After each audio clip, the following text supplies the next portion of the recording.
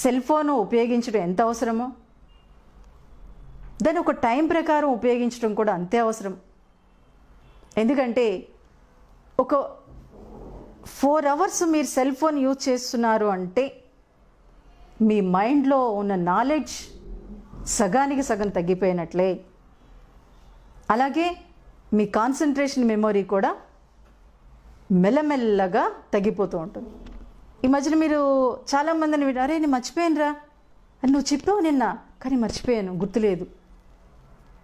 అలాగే మనం పేరెంట్స్ని చూసినా లేకపోతే ఆడవాళ్ళని చూసినా ఏమే ఆ సీరియల్ ఏమైంది నేను మర్చిపోయానేమన్నా, ఇలా మర్చిపోతున్నా అనే మాటే ఎక్కువ పదే పదే వస్తుంది.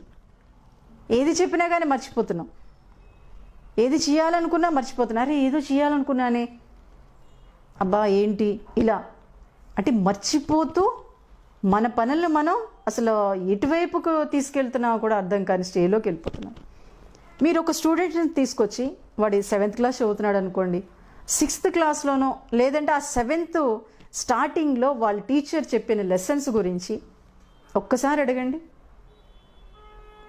అయోమయంగా మొహం పెడతాడు. అది ఒక సెల్ ఫోన్లో ఏమేం గేమ్స్ ఉన్నాయో అడగండి, ఓ టకటకటకా చెప్పేస్తాడు. అలాగే ఒక స్టూడెంట్కి వాడికి ఇష్టమైన గేమ్ గురించి అడగండి, చాలా అద్భుతంగా చెప్తాడు.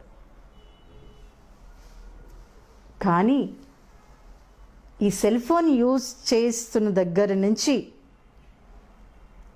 ప్రతి విద్యార్థి జీవితం కూడా నాలెడ్జ్ని ఎందుకు పనికిరాని విధంగా చేసే విధంగా తయారైపోతుంది.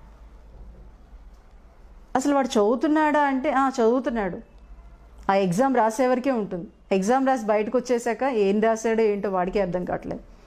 అలాగే పేరెంట్స్ కూడా ఒక్కోసారి ఒక పని చేస్తూ ఇంకో పనిలోకి వెళ్ళిపోతూ ఉంటారు, ఎక్కడికో వెళ్ళాలనుకుని ఇంకో చోటకి వెళ్ళిపోతూ ఉంటారు.